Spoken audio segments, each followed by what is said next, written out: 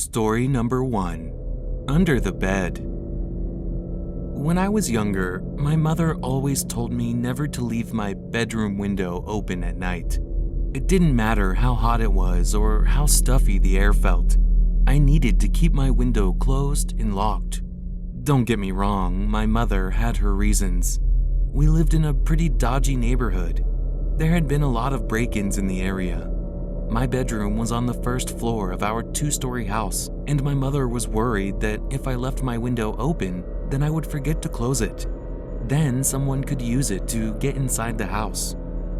I remember it was a particularly hot summer in Texas. We were in the middle of a heat wave, and it didn't look like it was going to let up anytime soon. The only thing worse than the heat was the humidity. My mother and father weren't home that night. They had been invited to some work event. That meant that they got to sit in an air-conditioned room all night while I suffered.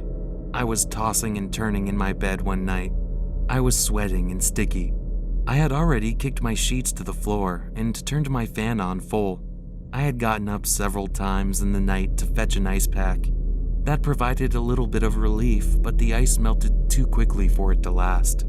I think I was 14 years old at the time, so I wasn't too young to know about the dangers of leaving my window open. It was the middle of the night. I had a big test the next day, and I didn't expect to get any sleep at all. I got up at some point in the night and threw my window open. A cool breeze instantly blew into my room. I stuck my head out the window and enjoyed it for a while. I went to the bathroom and got a drink of water.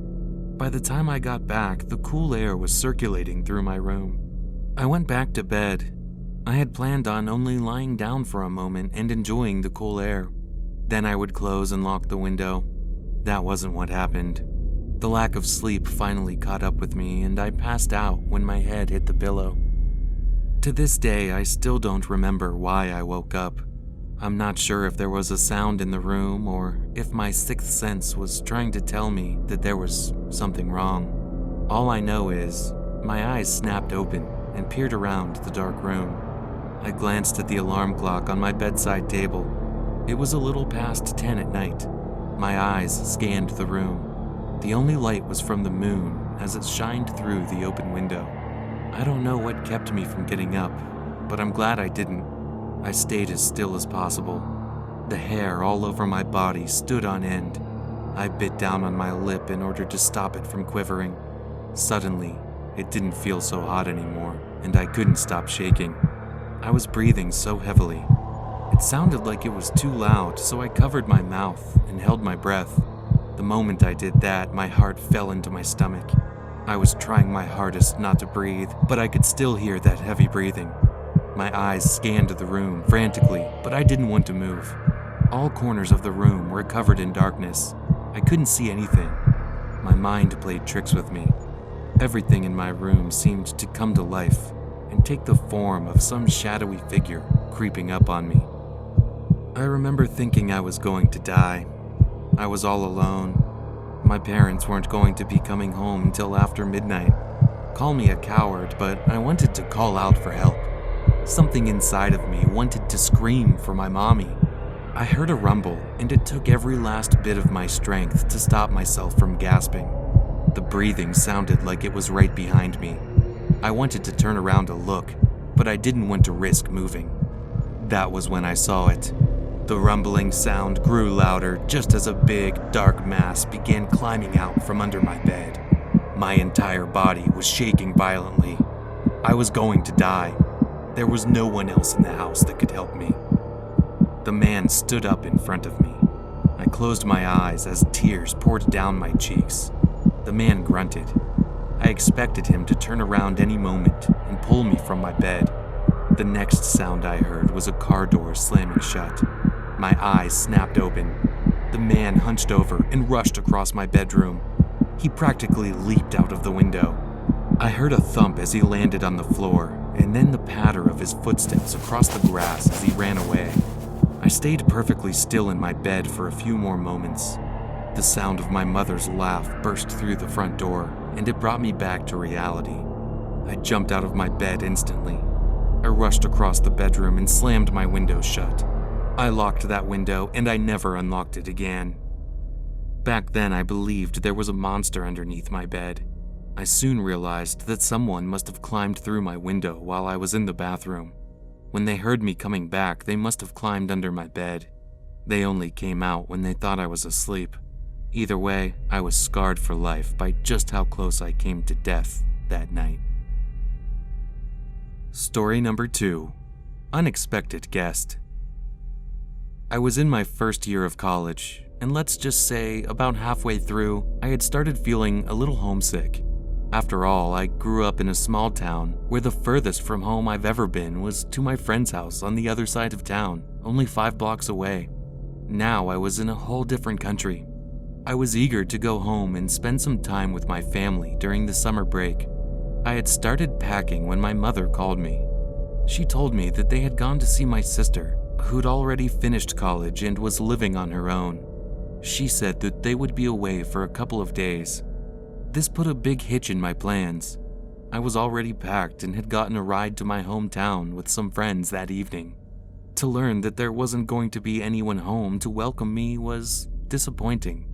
Still, I wanted to go home, and nothing was going to stop me. I knew where the spare key to the front door was, and I already had a ride. I went through with my plans and decided I would just stay at the house by myself. My parents would only be visiting my sister for a couple of days. I was a grown man and had stayed at home alone before. At the time, I didn't see anything wrong with the idea. I was wrong. My friends dropped me off in front of my house, and to my relief, the spare key was still in the same place. I let myself in. The house was empty and my parents' car was gone. I decided to open up the windows and doors to let some air in. It smelled musty and felt damp. I went to my room to unpack. I didn't think anything of just leaving the house open like that while I was upstairs. The town had always been so quiet and safe when I was growing up. I went back downstairs after about an hour. I stood at the bottom of the stairs, breathing in the fresh air. I froze. The hair on the back of my neck stood on end, and a chill ran down my spine. You know how you get that feeling when someone is watching you? That sixth sense that covers your skin in bumps and makes you shiver. In that moment, I was feeling it all over. Someone was watching me. Slowly, I turned my head and glanced out of the corner of my eye. I spotted her. The front door was wide open right behind me, and there she was. She stood in the doorway, staring at me. The sunlight hit her back, forming a halo around her. Her body was bent over, and her head was tilted at a strange angle. Her matted black hair hung over her shoulder and obscured half of her face, but the half I could see was wild and dirty. Her eye wide and her mouth stretched open in a toothy grin. She twitched slightly as she stood there. I didn't know what to do. I couldn't just stand still. I was sure that she could see me because she was looking straight at me. I thought to myself about my chances if I approached her. She looked frail, but also rabid. I puffed my chest out, hardened my face, and ran out into the hallway. I yelled at the girl, and she ran towards me. She let out a cackle and flailed her arms about, as if she had no control over them. I gasped. I wasn't sure what to do. I lifted my arms up just as she slammed her body into me. She came at me, teeth first. She smacked her teeth together hard, biting at the air near my face. She was a lot stronger than she looked. I could barely hold her back. She screamed into my ears so loudly, I thought my ears were going to bleed. Some of my neighbors must have heard the noise, because a few of them came running towards the house. It took 3 of them to pull her off of me and restrain her. They held her on the ground as she continued to scream and throw her limbs around. Eventually, she collapsed. In only a few minutes, she was out cold and barely breathing. The police arrived and handled the whole thing. It wasn't until a month later that I found out she was a patient that had escaped from a mental hospital a few towns over. She'd broken into the medicine storage before escaping and was running on so many different drugs. When she finally collapsed, it was because her body had burned through all the drugs. Before that, she was strong enough to rip out my throat with her teeth if I had given her the chance. I never wanted to be home alone again after that. Story number 3. I'm watching you. I lived out in the countryside, so I was used to being alone. We had a big house. It sat on the edge of thick forest land, which we owned most of. The house was very open, which I was never a big fan of. It had large windows all over. My mother loved the natural light, but I hated the lack of privacy. We were only able to afford this huge house due to the demanding job my mother had. She was often going across country for conferences and meetings. That's why I was so used to being alone. One night, I had ordered a pizza and rented a few movies. I was used to doing this kind of thing. My mother had been leaving me alone at home since I was 10 years old, and I was 17 at the time of this story. It was a crisp summer night, and I was spending it in the living room. I'd eaten the pizza, and I was just about to finish the last of the movies I rented. I'll say now, it was a horror movie. I don't remember which one, but I do remember that because of it, I was already on edge. The living room got the most of the natural light because the entire south-facing wall was made of large, ceiling-to-floor windows. It was pitch black outside.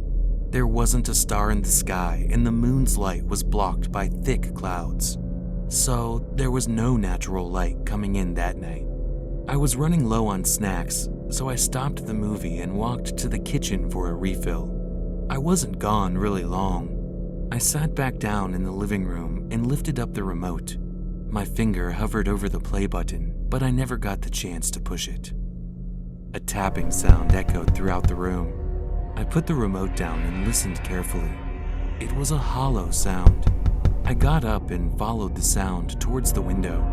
I stood in front of it and looked out, but I couldn't see a thing. I turned to go back to my movie when my pocket vibrated. I pulled my phone out and tapped on the notification. The message from the unknown number brightened up my screen. It read, "I can see you."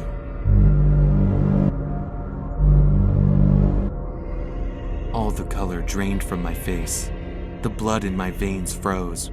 My eyes were glued to my phone screen, and I feared looking up. I was still standing right in front of the window. I couldn't see out, but someone could see in. The tapping continued. It got louder and harder. I lowered my phone slowly and lifted my head up and looked out the window. There was only darkness. The tapping continued. For a split second, when the tapping rang out from the window, I saw a fingertip pressed against the window. They were right there. The only thing separating them from me was this layer of glass, and I didn't know how much force it could take. I didn't know what to do. My feet seemed to take over because my brain stopped working. I ran away. I rushed up the stairs and ran down the long hallways to my bedroom. I locked the door and sat on my bed, clutching my phone to my chest. I read that message over and over again. I often think back to that night. I wonder if there was even anyone out there, or if my imagination was just running wild. I was on edge from the movie, but the message and the tapping wasn't all in my head. It was real. To this day, I still don't know how they got my number.